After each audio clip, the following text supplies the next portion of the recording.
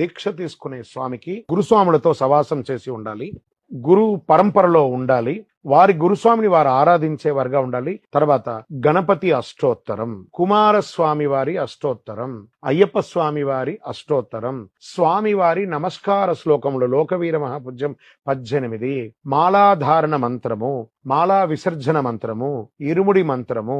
ఇది ఖచ్చితంగా తెలిసి ఉండాలండి ఒక గురుస్వామి అంటే.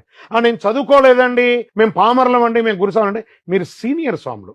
ఒక గురుస్వామి అన్నవారు తన 18 సంవత్సరాలు యాత్ర చేసి ఒక గురువు గారి దగ్గర ఉపదేశం పొందిన తర్వాతనే ఆయన సంపూర్ణ గురుస్వామి. కానీ దీక్ష ఇచ్చే పూజ చేసే అనుభవం మీకు లేదు. అది కావాలంటే మినిమం శ్లోకాలు చదవాల్సింది. మేము సంస్కృతం చదవలేదని, మేము బ్రాహ్మణం కాదని, మీరు స్వామి శరణయ్యప్ప చెప్పండి సార్ చాలు.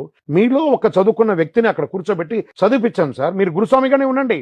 వారికి తెలుసు కదా, వారి కన్యస్వామిగా కూడా ఉంటే వారి చేత చెప్పించే మంత్రాన్ని చెప్పించండి. అక్కడ కావాలి సార్ మంత్రం.